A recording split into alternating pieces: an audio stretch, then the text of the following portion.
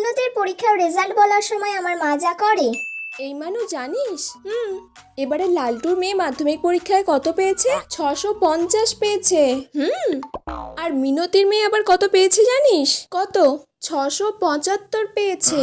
বাবা, ও আবার ওর থেকেও তো বেশি পেয়েছে। কত ভালো করে পড়াশোনা করেছে বলতো। খুব ভালো নাম্বার পেয়েছে তো। এরা তো বেশ ভালোই পেয়েছে। ভালোই তো। তুই যেন কত পেয়েছিলিস মাধ্যমিকে? আমি? হ্যাঁ বল না, কত পেয়েছিলিস? মা, তুমি আমার সঙ্গে ওদের কেন তুলনা করছো বলো? আমার তো মাধ্যমিক সেই কবে দেওয়া হয়ে গেছে, এখন ওদের সঙ্গে আমার তুলনা করলে হয়? আরে বল না, তুই কত পেয়েছিলিস বল। ওই তো ওই রকমই পেয়েছিলাম। জানি তো, ওদের ধারে কাছেও তুই যেতে পারিসনি।